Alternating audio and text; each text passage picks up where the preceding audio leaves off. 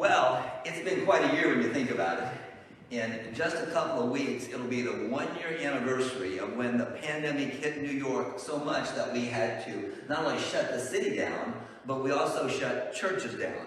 And I don't know how long you met online or did the Facebook until you actually met again in person, but it was a tough time.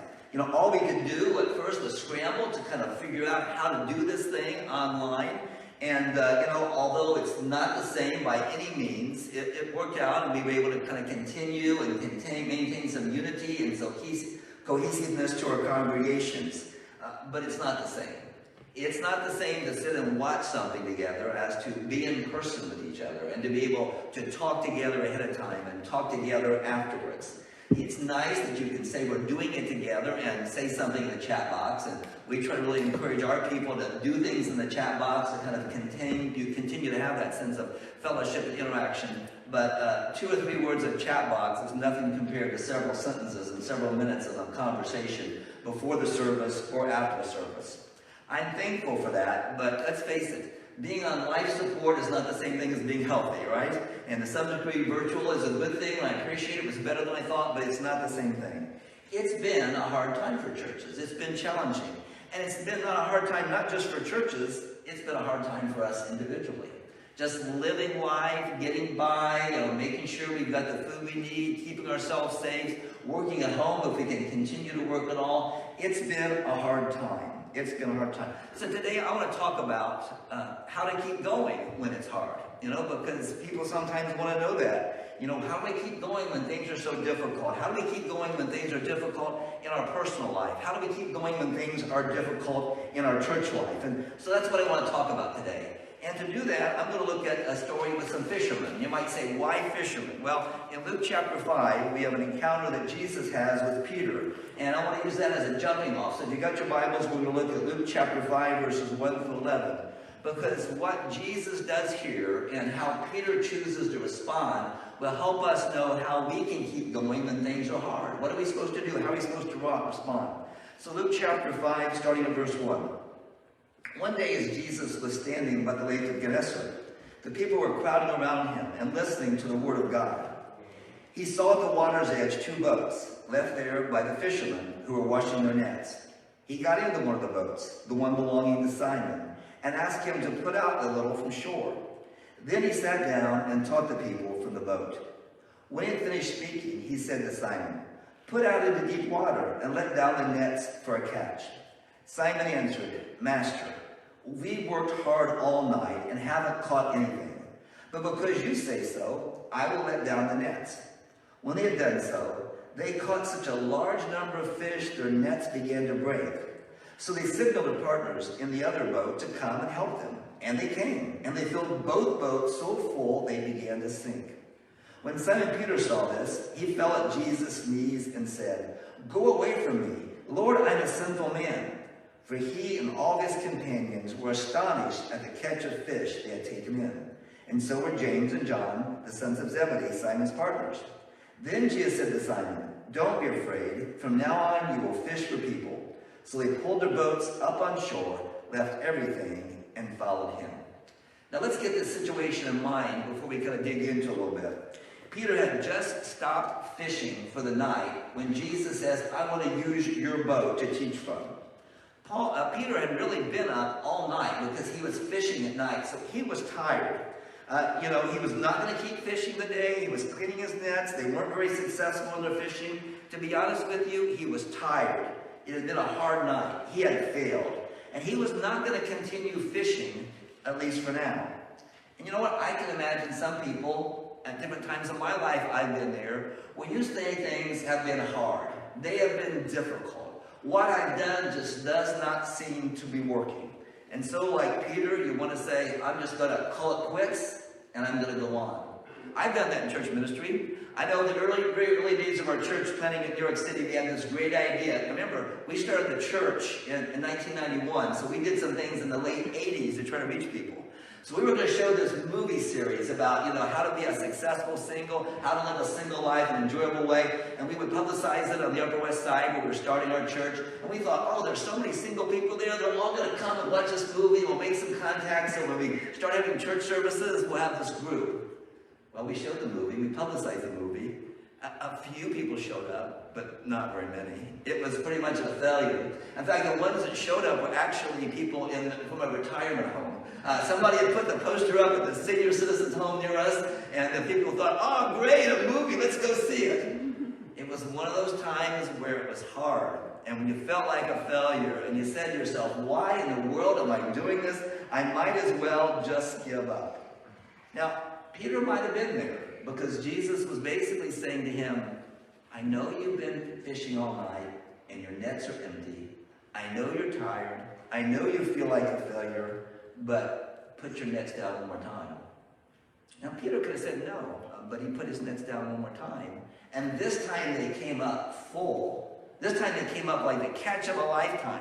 Probably the catch that they talked about for years and years. Do you remember that day when we fed so many fish, our boats were sinking?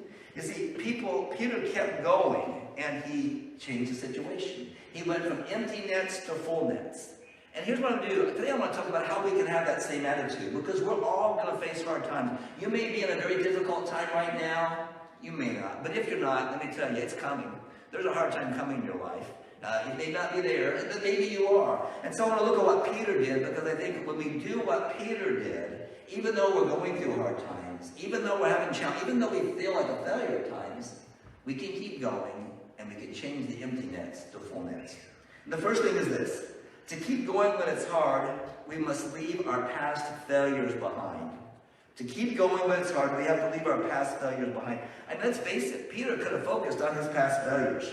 He was probably tempted to do that because he had sent those nets down so many times and they'd come up empty. He could have said, it's no use. In fact, notice what he said back to verse 5. Master, we worked hard all night and have caught nothing. What he's basically saying is, I've been out here for hours, Jesus. I've lowered this nets dozens of times. It's no use. There's no reason to put the nets down one more time because they're just going to come up empty once more. I am not putting those stinking nets down there one more time and bringing them up again. I must think that common sense would have told him to do that. He had been out there for hours. His body would have told him to do that. Maybe even his pride would have told him to do that. I'm not going to listen to this guy. What's he know about fishing? But he didn't. He did not let his past failures keep him from one more time when Jesus says, put the nets down, to do it. He put them down one more time, and they came up full. He could have kept on going home because he said, no, Jesus, I'm done for the night, but he would have missed out on those full nets. Unfortunately, people don't always have the happy ending that Peter had. Notice the day ended a happy one for Peter, but for a lot of times, people confuse one more time to try it. When victory is right there at hand, they give up. When it's just around the corner, they quit. They quit and they miss out on full nets. Now, I don't want to miss out on full nets. I don't want to quit when things are hard. But if I'm going to do that, I'm going to have to leave my past failures behind.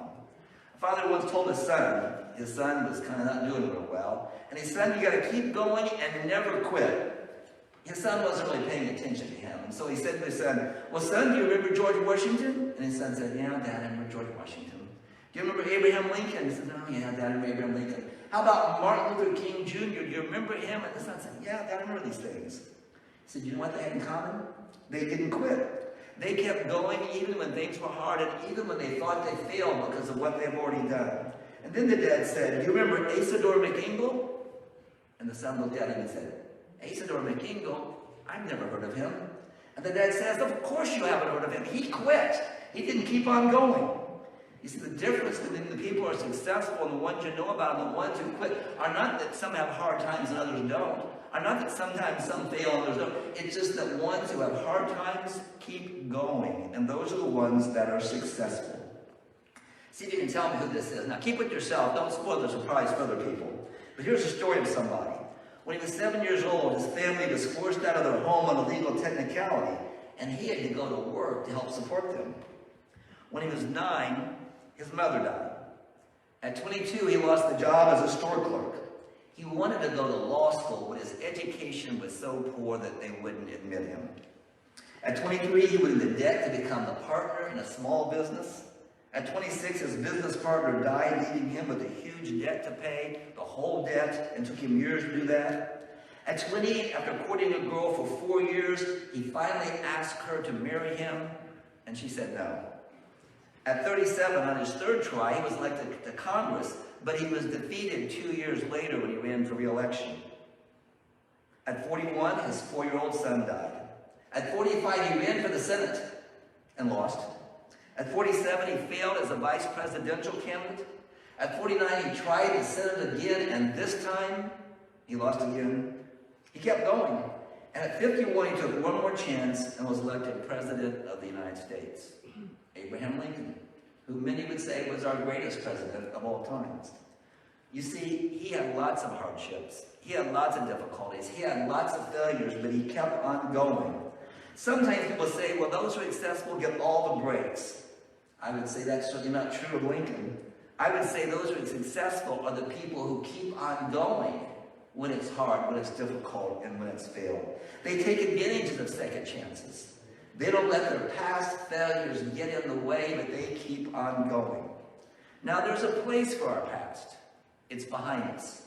We learn about it, we think about it, then we leave it behind, and then we go forward. Because you see, you're never going to come with full nets if you don't let your past failures get behind you. You don't put those behind you. How long am I allowed to preach today? This is a sermon I've done before. I've got a lot of illustrations, and some of them I can go long or I can go short. But let me share this. I'll abbreviate this and I'll share this with you. I think it's a great one. It comes from the journal of John Wesley. And John Wesley was a great evangelist of the past time. And in fact, the United Methodist Church has its roots back to John Wesley. And he was a preacher. And eventually, he was described as one of the best-loved men in England. And at one time, he was put on a list of the 50 greatest people in the history of Great Britain. But here's a story from his journal when he started preaching. Sunday a.m. May 5th, I preached at St. Anne's Church. Church was asked not to come back anymore. Sunday p.m. May 5th, preached at St. John's Church. Deacon said, get out and stay out. They didn't like his messages. The next week, Sunday, May 19th actually, preached at St. somebody else's church. Deacons called a special meeting and said I could not return to speak there. Sunday p.m. May 19th, preached on the street, was kicked off the street. Sunday, May 26th in the morning, I preached out in the meadow, and I was chased out of the meadow when a bull was released and disrupted our services. Sunday a.m., June 2nd, preached on the edge of town and was kicked off the highway. Sunday p.m., June 2nd, afternoon service, preached in the pasture. 10,000 people came. You see, Wesley was a great evangelist, but he wasn't always successful. He had some hard times, he had some failures, but he kept on going. And we must keep on going. We must take second chances. We must leave our past behind. Peter was one who did that. You see, he could have been one of those who could have quit because of his past failures and the hard times. He could have said, I tried for hours to get fish in this lake and failed. I am not going to try one more time because I failed so often and it is so hard. He could have turned and rowed the boat back to shore, but he didn't. Here's what he said in Luke 5:5. Simon answered, Master, we've worked hard all night and haven't caught anything, but because you say so, I will let down the nets again. If you say so, Jesus, I will keep on going. I will take another chance. And Jesus said so, and Peter obeyed, and Peter's nets were full. You see, when you're in hard times, it's easy to think it's going to be that way all the time. It's easy to quit, but you've got to put the hard times and the past failures behind you, and you've got to try again. If Jesus tells you to try again.